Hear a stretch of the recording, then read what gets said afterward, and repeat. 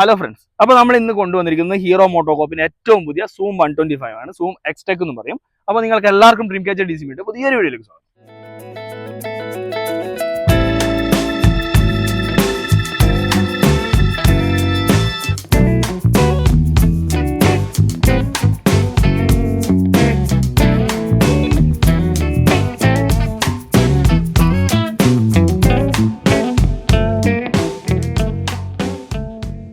അപ്പോൾ ഹീറോ മോട്ടോകോപ്പിന്റെ ഏറ്റവും പുതിയൊരു ഡിസൈൻ ആണിത്. പുതിയ മോഡലാണ് ഈ ഒരു വണ്ടി. സൂം 125 എന്നാണ് ഇതിന്റെ അറിയപ്പെടുന്നത്. എക്സ്ടെക് എന്ന് പറയും, സൂം എക്സ്ടെക് എന്ന്.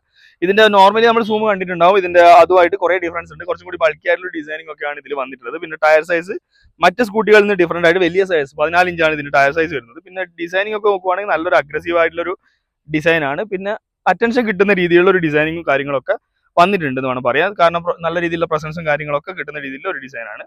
ഇനി നമുക്ക് ഇതിന്റെ ഓരോ എലമെന്റ്സ് ആയിട്ട് പറഞ്ഞു പോവുകയാണെങ്കിൽ ഇതിന് ഫുള്ളി LED ആയിട്ട് ഹെഡ് ലാംപ്സ് വന്നിട്ടുണ്ട്. ഇതിന്റെ DRL ഈ ഒരു വശങ്ങളിലാണ് DRL കൊടുത്തിരിക്കുന്നത്. ഹെഡ്ലൈറ്റ് നല്ല അടിപൊളി പവർഫുൾ ആയിട്ടുള്ള ഹെഡ്ലൈറ്റ് ആണ്. നമ്മുടെ ഞണ്ടിന്റെ ഒക്കെ കണ്ണിന്റെ ഒരു സാമ്യമുള്ള രീതിയിലുള്ള ഒരു ഹെഡ് ലാംപ്സും കാര്യങ്ങളൊക്കെയാണ് വന്നിട്ടുള്ളത്. ഇനി മുകളിലേക്ക് നോക്കുവാണെങ്കിൽ ഡിസൈനിങ് ഒക്കെ നല്ല അഗ്രസീവ് ആയിട്ടുള്ള ഡിസൈനും കാര്യങ്ങളൊക്കെ വന്നിട്ടുണ്ട്. LED ആയിട്ട് ഇൻഡിക്കേറ്റേഴ്സ് വന്നിട്ടുണ്ട്. ഇൻഡിക്കേറ്റേഴ്സിന്റെ കാര്യം പറയുകയാണെങ്കിൽ ഇൻഡിക്കേറ്റർ സീക്വൻഷ്യൽ ആയിട്ടുള്ള ഇൻഡിക്കേറ്റർ ആണ് വന്നിരിക്കുന്നത്. ഇത് ഫസ്റ്റ് ഇൻ സെഗ്മെന്റ് ആണ് ഈ ഒരു സീക്വൻഷ്യൽ ആയിട്ടുള്ള ഇൻഡിക്കേറ്റർ വന്നിരിക്കുന്നത്. ഈ രീതിയിലാണ് ഇതിന്റെ ഇൻഡിക്കേറ്റേഴ്സ് സെറ്റ് ചെയ്തിട്ടുള്ളത്. ഇനി നേരെ മുകൾ ഭാഗത്തേക്ക് നോക്കുവാണെങ്കിൽ ഇവിടെയുള്ള ഡിസൈനും കാര്യങ്ങളൊക്കെ അടിപൊളിയായിട്ടുള്ള രീതിയിൽ തന്നെ വന്നിട്ടുണ്ട്. പിന്നെ നല്ലൊരു മിററും കൊടുത്തിട്ടുണ്ട്. നല്ല വിസിബിലിറ്റി ഒക്കെ കിട്ടുന്ന രീതിയിലുള്ള മിററാണ് വന്നിട്ടുള്ളത്. പിന്നെ ഓവറോൾ ബ്ലാക്കിന്റെ റെഡിന്റെ തീമിലാണ് ഈ ഒരു ഡിസൈൻ വന്നിട്ടുള്ളത്. പിന്നെ ഇത് ഹീറോ മോട്ടോകോപ്പിന്റെ ബാഡ്ജിങ് ഇവിടെ കാണാൻ പറ്റും. സൂമിന്റെ ഒരു ബാഡ്ജിങ് ഇവിടെ കൊടുത്തിട്ടുണ്ട്.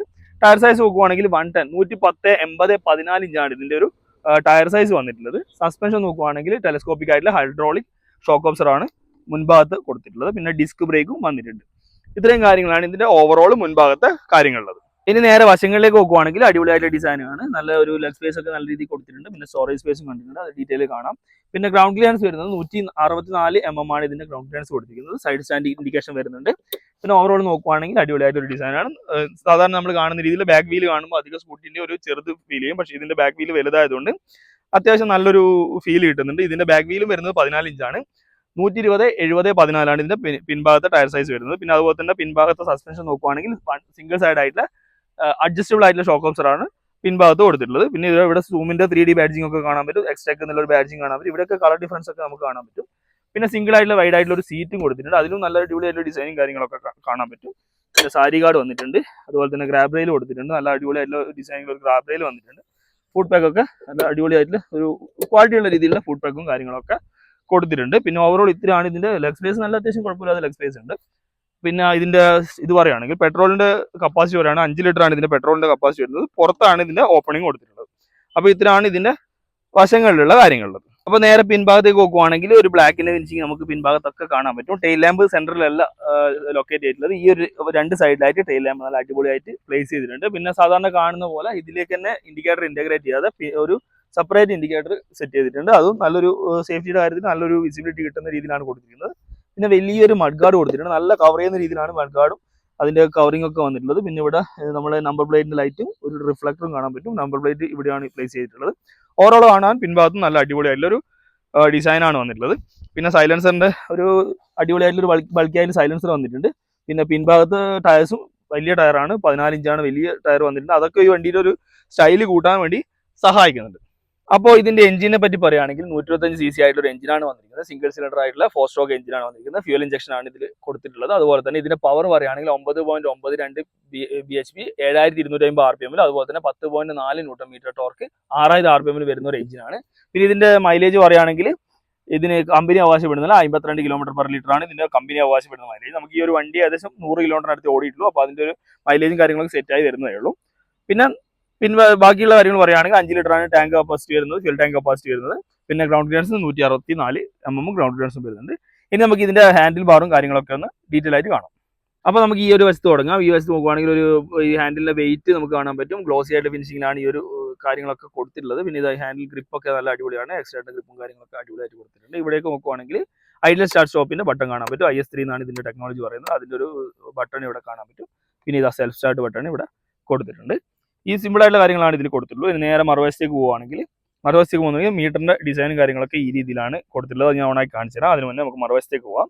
മറുവശത്തേക്ക് പോവുകയാണെങ്കിൽ ഇതാ ഡിമ്മ് ബ്രൈറ്റ് പാസ് ഒരു ബട്ടണിൽ കൊടുത്തിട്ടുണ്ട്. അതുപോലെ തന്നെ ഇൻഡിക്കേറ്റർ നല്ല അടിപൊളിയായിട്ട് കൊടുത്തിട്ടുണ്ട്. പിന്നെ ഇത് ഹോൺ സിമ്പിൾ ആയിട്ടുള്ള കാര്യങ്ങളാണ് കൊടുത്തിട്ടുള്ളത്.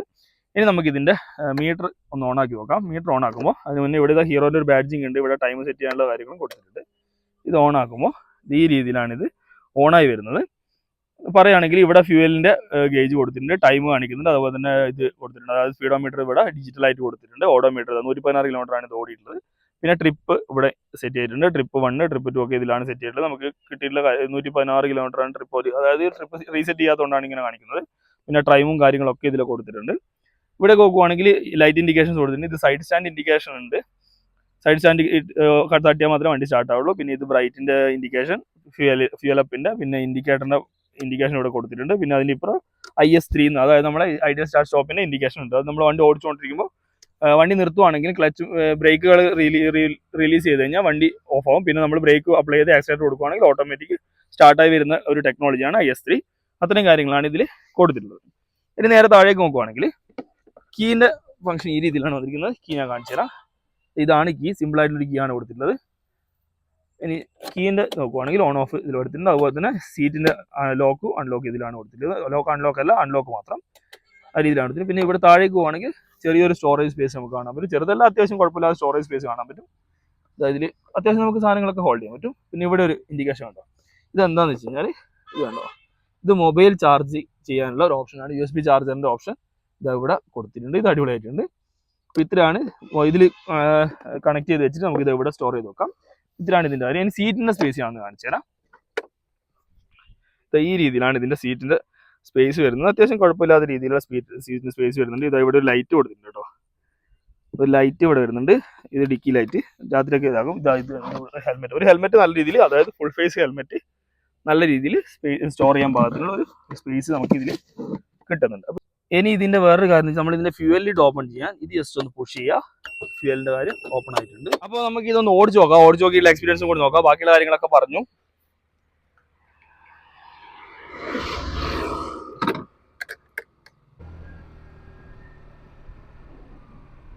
അപ്പോൾ നമ്മൾ ഇതിൻ്റെ i3s ഫംഗ്ഷൻ എങ്ങനെയാണെന്ന് വെച്ച് കഴിഞ്ഞാൽ, നമ്മൾ സാധാരണ ട്രാഫിക്കിൽ നിന്നൊക്കെ വണ്ടി സ്ലോ ആവും, വണ്ടി നിൽക്കുന്ന ഒരു ഓപ്ഷൻ വരും. അപ്പോൾ ഫ്യൂവലിൻ്റെ കൺസംഷൻ കുറക്കാൻ, അതായത് മൈലേജ് കൂട്ടാൻ വേണ്ടിയിട്ടുള്ളൊരു ടെക്നോളജിയാണ്. നമ്മൾ വണ്ടി ജസ്റ്റ് ഒന്ന് ഇവിടെ നിർത്തി, നമ്മളിപ്പം ബ്രേക്ക് പിടിച്ച് വണ്ടി നിർത്തി കഴിഞ്ഞാൽ നമ്മളിതാ i3s എന്നുള്ളത് ഇൻഡിക്കേഷൻ ആക്റ്റീവ് ആയിട്ടുണ്ട്. ഇനി കുറച്ചേറെ ഇങ്ങനെ വണ്ടി ഇതേ ഒരു ഇതിൽ നിൽക്കുവാണ്, ഐഡിയലായിട്ട് നിൽക്കുവാണെങ്കിൽ വണ്ടി ഓട്ടോമാറ്റിക് ഓഫ് ആവും. ഇത് ഓഫായി. ഇനി സ്റ്റാർട്ട് ചെയ്യേണ്ടെങ്കിൽ നമ്മളിതാ ബ്രേക്കും ഈ ആക്സിലേറ്റർ മാത്രം കൊടുത്താൽ വണ്ടി സ്റ്റാർട്ടായി വരും. ഈ രീതിയിലാണ് ഇതിൻ്റെ ഇത് വന്നിട്ടുള്ളത്. ഇനി ഇതിൻ്റെ സസ്പെൻഷൻ പറയുകയാണെങ്കിൽ മുന്നിലും പിന്നിലും ഹൈഡ്രോളിക് ആയിട്ടുള്ള സസ്പെൻഷനാണ് കൊടുത്തിട്ടുള്ളത്. മുന്നിൽ ഇൻവേർട്ടഡ് ആയിട്ട് ഹൈഡ്രോളിക് സസ്പെൻഷനും ഷോക്ക് ഓബ്സറും, പിൻഭാഗത്തെ സിംഗിൾ സൈഡ് ആയിട്ടുള്ള ഷോക്ക് ഓബ്സറാണ് കൊടുത്തിട്ടുള്ളത്. പിൻഭാഗത്തെ ഷോക്ക് ഓബ്സർ അഡ്ജസ്റ്റ് ചെയ്യാൻ പാകത്തിനുള്ള സെറ്റപ്പ് കൊടുത്തിട്ടുണ്ട്. പിന്നെ ഓവറോൾ ഓടിക്കാനുള്ള ഇത് നോക്കുവാണെങ്കിൽ അത്യാവശ്യം കുഴപ്പമില്ലാത്ത രീതിയിലുള്ളൊരു റൈഡിങ് പോസ്റ്ററൊക്കെ കിട്ടുന്നത്. പക്ഷേ ഈ ഒരു ലെങ്ത്ത് നമുക്ക് വളരെ കുറഞ്ഞതുപോലെ ഒരു ഫീൽ ചെയ്യുന്നുണ്ട്. കാരണം എന്ന് വെച്ചാൽ ഇത് നല്ല അടുത്ത പോലെ തോന്നുന്നുണ്ട്. പക്ഷേ സ്പോർട്ടി പൊസിഷന് വേണ്ടിയിട്ട് കുറച്ച് ഇൻക്ലൈനായി കൊടുത്താൽ ഹാൻഡിൽ കുറച്ച് താത്തുകൊണ്ടാണെന്ന് തോന്നുന്നുണ്ട് ആ രീതിയിൽ ഫീൽ കിട്ടുന്നത്. പിന്നെ ബ്രേക്കിംഗ് ഒക്കെ ഓക്കെ ആണ്, ജസ്റ്റ് ഓക്കെ എന്ന് പറയാൻ പറ്റുള്ളൂ. വലിയൊരു ബൈറ്റ് കിട്ടാത്ത രീതിയിലുള്ള ഒരു ബ്രേക്കാണ് കൊടുത്തിട്ടുള്ളത്. ബ്രേക്ക് ഓക്കെ എന്ന് പറയാൻ പറ്റുള്ളൂ. കാണിച്ചു തരാം ഞാൻ വേണമെങ്കിൽ. നമ്മളിത് ഇപ്പം കുറച്ച് സ്പീഡിലേക്ക് പോകുന്നുണ്ട്.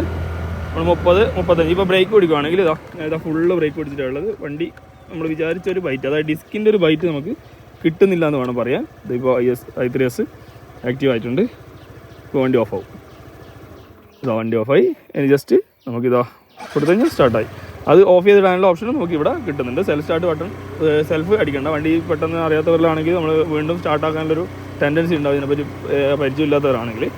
അപ്പോൾ ഇത്രയാണ് ഓവറോൾ ഉള്ളത്. പിന്നെ സീറ്റിൻ്റെ കാര്യത്തിൽ നോക്കുവാണെങ്കിൽ അടിപൊളി കുഴപ്പമില്ലാത്ത രീതിയിൽ നല്ല സോഫ്റ്റ് ആയിട്ടുള്ള സീറ്റും കാര്യങ്ങളൊക്കെ സെറ്റ് ചെയ്തിട്ടുണ്ട്. പിൻഭാഗത്ത് കുറച്ച് ഹൈറ്റാണ്, അത് ഞാൻ പുറത്തിറങ്ങിയിട്ട് കാണിച്ചു തരാം. അപ്പോൾ ഇത്രയാണ് ഓവറോൾ കാര്യങ്ങളുള്ളത്. ഇനി ഇതിൻ്റെ വേറൊരു കാര്യം പറയാനുള്ളത് വെച്ചാൽ ഇതിൻ്റെ ബാക്ക് സൈഡിൽ അത്യാവശ്യം നല്ല ഹൈറ്റ് ഉണ്ട്. കയറിയിരിക്കുമ്പോൾ നമുക്ക് ബാക്കിലിരിക്കുന്നവർക്ക് കാല് നിലത്തേക്ക് എത്താത്ത രീതിയിലുള്ളൊരു ഹൈറ്റ് ഇതിന് കൊടുത്തിട്ടുണ്ട്. അത് ഈ ടയറിൻ്റെ സൈസൊക്കെ കൊണ്ടായിരിക്കണം. അപ്പോൾ അത്രയാണ് ഇതിൻ്റെ ബാക്ക് സൈഡിലെ സീറ്റിന് ഇട്ടുള്ളത്. പിന്നെ സീറ്റ് സിംഗിൾ സീറ്റാണ് വന്നിരിക്കുന്നത്. ഡ്രൈവർ സീറ്റ്, ഓടിക്കുന്ന ആളെ സീറ്റ് കുറച്ച് നല്ല രീതിയിൽ താഴ്ന്നിട്ടുണ്ട്. ബാക്കിലെ സീറ്റ് നല്ല രീതിയിൽ ഹൈറ്റും ഉണ്ട്. പിന്നെ ഗ്രാബ് റെയിൽ ഫംഗ്ഷനലി യൂസ്ഫുൾ ആയിട്ടുള്ള രീതിയിലുള്ള ഗ്രാബ് റെയിലാണ് വന്നിട്ടുള്ളത്. അപ്പോൾ ഇത്രയൊക്കെയാണ് ഈ ഒരു വണ്ടിയുടെ വിശേഷങ്ങളുള്ളത്. ഈ ഒരു വണ്ടിയുടെ ഓൺ റോഡ് പ്രൈസ് വരുന്നത് 1,27,000 രൂപയാണ്. പിന്നെ ഓവറോൾ നോക്കുവാണെങ്കിൽ ഓക്കെയാണ് വണ്ടി. പിന്നെ എന്ന് വെച്ചാൽ ഇതിന് ഹാൻഡ് ബ്രേക്ക് ഇവർ മിസ് ചെയ്തിട്ടുണ്ട്. അത് ഒരു മേജർ ആയിട്ടൊരു ഡിഫക്റ്റ് ആയിട്ട് എനിക്ക് തോന്നുന്നുണ്ട്. കാരണം വെച്ചാൽ നമുക്ക് പലർക്കും അതിൻ്റെ ഉപയോഗം അറിയില്ലെങ്കിലും അത് ഒരു യൂസ്ഫുൾ ആയിട്ടുള്ളൊരു കാര്യമാണ്, ഉപയോഗിക്കുന്നവർക്ക് യൂസ്ഫുൾ ആയിട്ടുള്ളൊരു കാര്യമാണ്. പിന്നെ കുഴപ്പമില്ലാത്ത രീതിയിലൊരു റൈഡിങ് കംഫർട്ടും കാര്യങ്ങളൊക്കെ തരുന്നുണ്ട്. ഫ്രണ്ടിൽ ഡിസ്കും വരുന്നുണ്ട്, പിന്നിൽ ഡ്രം ഒക്കെ കൊടുത്തിട്ടുള്ളൊരു ഇതൊക്കെ കൊടുത്തിട്ടുണ്ട്, ബ്രേക്കിന്റെ കാര്യങ്ങളൊക്കെ. ബ്രേക്കിന്റെ കാര്യത്തിൽ പറയുകയാണെങ്കിൽ അത്യാവശ്യം നല്ല രീതിയിൽ കോൺഫിഡൻസും കാര്യങ്ങളൊക്കെ കിട്ടുന്നുണ്ട്, ഓടിക്കുമ്പോഴും ഓക്കെയാണ് വണ്ടി, കുഴപ്പമില്ല. അപ്പോൾ ഇത്രയൊക്കെയാണ് ഓവറോൾ കാര്യങ്ങളുള്ളത്. അപ്പോൾ നിങ്ങൾക്ക് എല്ലാവർക്കും ഈ ഒരു ചെറിയൊരു വീഡിയോ ഇഷ്ടപ്പെടണമെന്ന് പ്രതീക്ഷിക്കുന്നു. ഇഷ്ടപ്പെട്ടെങ്കിൽ തീർച്ചയായും ലൈക്ക് ചെയ്യണം, ഷെയർ ചെയ്യണം. പിന്നെ ആദ്യമായിട്ടാണ് ഈ ചാനൽ കാണുന്നത് സബ്സ്ക്രൈബ് ചെയ്യാൻ മറക്കരുത്. സബ്സ്ക്രൈബ് ചെയ്യാൻ മാത്രം പോരാ, തൊട്ടടുത്തുള്ള ബെല്ലൈക്കൺ അടിച്ചു പൊട്ടിച്ചേക്കണം. അപ്പോൾ പുതിയൊരു വീഡിയോയിൽ പുതിയൊരു കണ്ടന്റുമായി കാണാം. അതുവരെ ബൈ.